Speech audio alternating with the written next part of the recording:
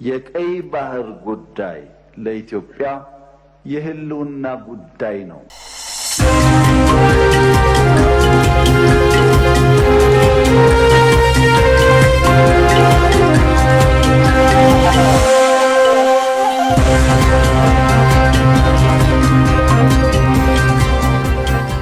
በናይጄሪያ ደቡብ ምስራቅ የተቀሰቀሰው የመገንጠል ጥያቄ ባለፉት 4 ዓመታት ከ700 በላይ ሰዎች ህይወት እንዲያልፍ ምክንያት መሆኑ ተነግሯል።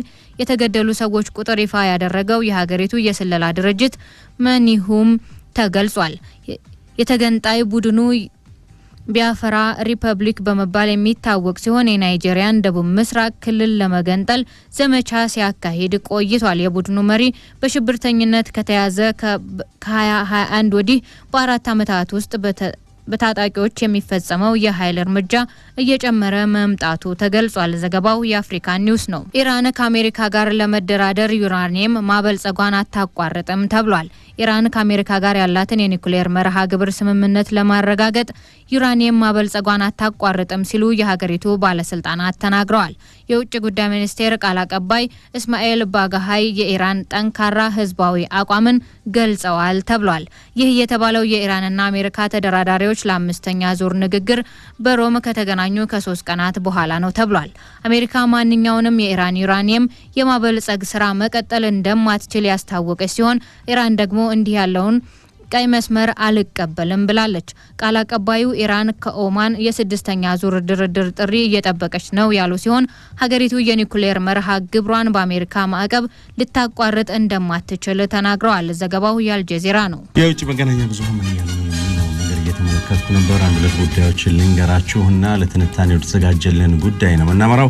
የግሪክ የጠረፍ ጠባቂዎች ከ2000 በላይ ፍልሰተኞችን የያዘች መርከብ መያዛቸውን ተናግረዋል። እንደዚህ አይነቱ እንግዲህ ህገወጥ ፍልሰት አሁን ያው ሞቅም ቀዝቀዝም እያለ እየቀጠለ ነው የሚገኘው። በተለይ ደግሞ ጠረፍ አካባቢ የሚገኙ እንደ ግሪክ ያሉ ሀገራት ያው ለአውሮፓ መሸጋገሪያ ተደርገው እየተወሰዱ ነውና ከቁጥጥራቸው ውጪ የሆኑ መምጣታቸውም ጭምር በየጊዜው እየተገለጠ ይገኛል። በዚህ የስደተኞች ማዕበል ግሪክ፣ ጣሊያን፣ ተርኪና ሌሎችም በጣም በከፍተኛ ደረጃ እንደሚቸገሩ የአውሮፓ ህብረት ከዚህ በፊት ሲናገርም እንደዚሁ ተሰምቷል። የእስራኤልና የጋዛ ጉዳይም እንደዚሁ እንደቀጠለ ነው። አልጀዚራ ላይ ያገኘው ዘገባ ከ81 በላይ የሚዘልቁም የጋዛ ነዋሪዎች መገደላቸውን ነው የሚናገረው። ትራምፕ ደግሞ የትራምፕ መልእክተኞች ደግሞ ሐማስ ያቀረበውን የተኩስ አቁም ስምምነት ውድቅ ማድረጋቸውን የተሰማው። ሐማስ አንዳንድ ጊዜ በሚያዝበት በሚጨበጥበት ጊዜ ያው ለመደራደር ይፈልጋል፣ ነገር ግን ለቀቅ በሚደረግበት ጊዜ ደግሞ ተመልሶ ወደ ሌላ ነው የሚሄደው የሚል ነገር ነው እየተናገሩ የሚገኙትና ቁርጠኛ የሚሆኑ ከሆነ ሁሉንም ነገር የተባለውን ነገር መፈጸም መቻል አለበት የሚል ነገርም ነው እንደዚሁ መልእክተኞቹ የተናገሩት። ንጉስ ቻርልስ 3ኛ ደግሞ ካናዳ ገብተዋልና ይሄ ዩናይትድ ኪንግደም ንጉስ እንግዲህ ካናዳ ሄደው ንግግር ያደርጋሉ ተብሎም ጭምር ነው የሚጠበቀውና የካናዳ ሉዓላዊነትን በተመለከተ በንግግራቸው ውስጥ ያካተታሉ ተብሎ ይታመናል። ምክንያቱም ደግሞ ያው ካናዳ ሉዓላዊነትን በተመለከተ ካናዳ ከአሜሪካ ጋር መዋሃድ አለባት የሚለው የትራምፕ አቋምን በተመለከተ እንግዲህ እሳቸው እንግዲህ ለካናዳ እንደ ንጉስ ተደርገው ነው የሚወሰዱትና ይሄንን ይቃወማሉ ተብሎም ጭምር ነው የሚጠበቀው። የዩክሬንና ሩሲያ ጦርነት እንግዲህ 1188ኛ ቀኑ ላይ ደርሷል። አሁንም እንግዲህ ያው ሰላም ይሰፍናል ተብሎ ቢጠበቅም አሁንም ድረስ በጣም በከፍተኛ ደረጃ እንደቀጠለ ነው የሚገኘው።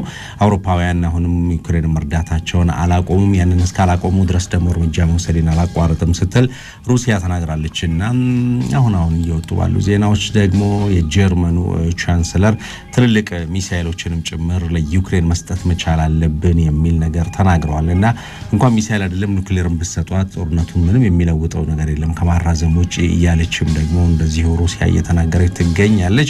የአርጀንቲናው ፕሬዝዳንት ዣቪር ሜሊ ደግሞ የእስራኤልን ከፍተኛ የሆነ ሽልማት ጄኔሲስ ፕራይዝ እያሉ የሚጠሩት ያንን ማግኘታቸውን ተነግሯል። ይህ እንግዲህ የተሰጣቸው ለእስራኤል ካላቸው የጸና ድጋፍ የተነሳ ነው የሚልም ደግሞ አይሪሽ ኒውስ ላይ ያገኘው ዜና ይናገራል።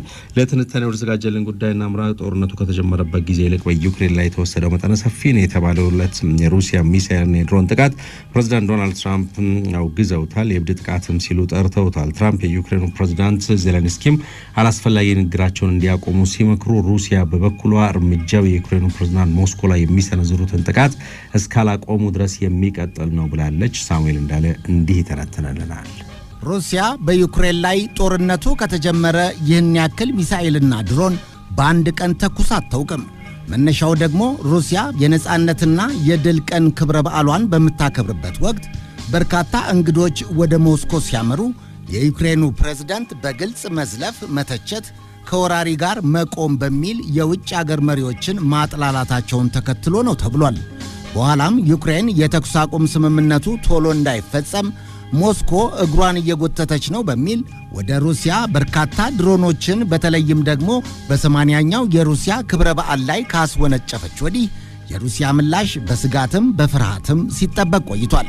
በሳምንቱ መጨረሻ ቅዳሜ የተፈጸመው ታዲያ ከማንኛውም ወታደራዊ ተንባይ ከሚጠብቀው በላይ ነበረ። 355 ሚሳኤሎችና ድሮኖች በአንድ ምሽት ዩክሬን ላይ ዘንበዋል። በርካታ ወታደራዊ መሠረተ ልማቶችና ወታደራዊ የጦር ሰፈሮች እንዳልነበሩ ነው የሆኑት።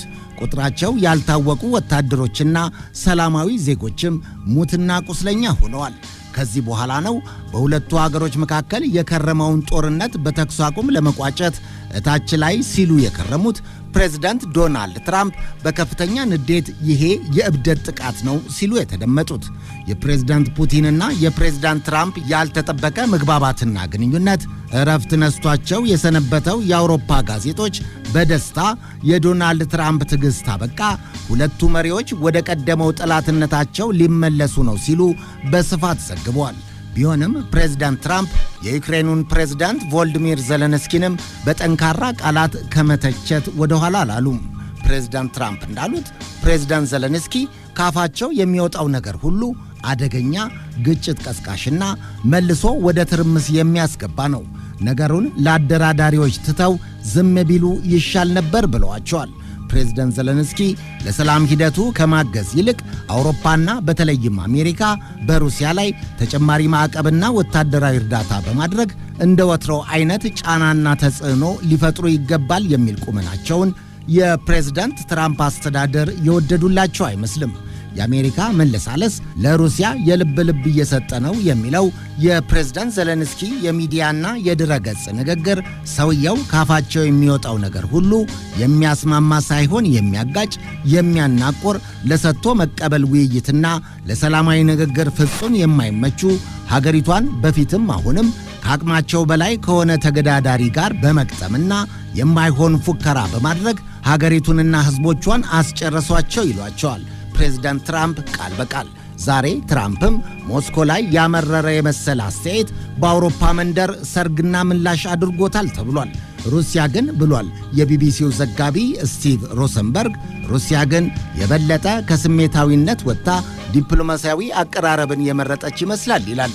ከመጀመሪያው ፕሬዝደንሲያቸው ጀምሮ በጣም ጥሩ ግንኙነት ከፕሬዝዳንት ፑቲን ጋር ነበረን ያሉት ፕሬዝዳንት ትራምፕ አሁን ግን ፑቲን የሆኑት አልገባኝም፣ በጣም ብስጩና ስሜታዊ ሆነዋል ብለው ነበር። ይሄ ቀደም ሲል የነበረውን የመግባባት ግንኙነታቸውን መልሶ ያሻከረ መስሎ ታይቷል። የሩሲያ መንግሥት ግን ትራምፕ ቀደም ሲል ጀምሮ ሰላም ለማውረድ ላደረጉት ጥረት ከፍተኛ አክብሮትና ምስጋና እንዳለው ገልጿል። በክሬምሊን አዳራሽ ለጋዜጠኞች መግለጫ የሰጡት የክሬምሊን ቃል አቀባይ ድሜትሪ ፔስኮቭ እንዳሉት አሁን የድርድር መጀመሪያ ላይ ሆነን ድርድሩ እንዲሰምር ሊጨበጥ የሚችልና እውነተኛ ከልብ የሆነ ጥረት እያደረገች ያለችውን አሜሪካና በተለይ ደግሞ ፕሬዝዳንት ዶናልድ ትራምፕን ከልብ ማመስገን እንፈልጋለን ብለዋል። ይሄ ወቅትና ጊዜ በሁሉም ባለድርሻ አካላት ላይ ከባድ ውጥረት የፈጠረና ስሜታዊ የሚያደርግ መሆኑን እንገነዘባለን። ነገር ግን በዩክሬን በኩል የሚደረገው ትንኮሳና በተለይም በሀገራችን የድል በዓል ወቅት እንግዶች ወደ ሀገሪቱ እንዳይሄዱ የማዋከብና በገላጣ ቋንቋ የመሳደብ ተግባርን ሩሲያ እንደ ሀገር ሉዓላዊነት መደፈር ትቆጥረዋለች።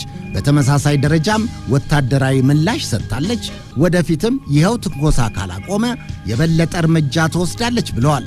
ጉዳዩ ፕሬዝዳንት ትራምፕ ካሉት የዩክሬኑ ፕሬዝዳንት በሆነው ባልሆነው ጉዳይ የተነሱ በሚሰጡት ጋዜጣዊ መግለጫ ሀገራቸውን ጎዷት እንጂ አልጠቀሟትም ከማለታቸው ጋር ተስማምቷል። ፔስኮቭ እንዳሉት በሩሲያ የድል ክብረ በዓል ላይ የውጭ መንግስታት መሪዎች ባሉበት በከተሞቻችን ላይ በዩክሬን የተቃጣውን የድሮን ጥቃት ፕሬዝዳንት ትራምፕን ጨምሮ ሁሉም ወገን ያውቀዋል ካሉ በኋላ ፕሬዝዳንት ፑቲን እያደረጉ ያሉት አሁንም የሩሲያን ደህንነትና ጸጥታ ማስከበር፣ ክብርና ሉዓላዊነትን በማንኛውም ወጪ ማስጠበቅ ነው ብለዋል። አድምጡኝ፣ በማንኛውም ወጪ ሲሉም ደግመዋል። በ12 የሩሲያ ግዛቶች ላይም 96 የሩሲያ ድሮኖች ሩሲያ በሚሳኤል መከላከያ ጋሻዋ ሁሉንም አየር ላይ ማምከኗንም ተናግረዋል። ታዛቢዎች የሩሲያ አሜሪካንን በተመለከተ የተከተለችው ዲፕሎማሲያዊ አቅጣጫ እጅግ ብልህና አሜሪካን እንደገና እንዳታፈነግጥ የሚያደርጋት ነው ይላሉ።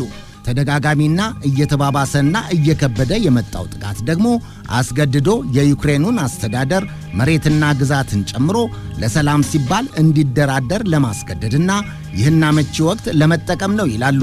በመሃሉ የአውሮፓ ህብረት፣ የአሜሪካው ትራምፕና የሩሲያው ፑቲን ሲስማሙና ሲግባቡ እየደነበሩ ሲጋጩና ሲተቻቹ ደግሞ እየተደሰቱ በተለዋዋጭ የዘመኑ ቅጽበታዊ ፖለቲካ ስሜታቸውም እየሞቀና እየበረደ ሊቀጥል የተወሰነ ይመስላል።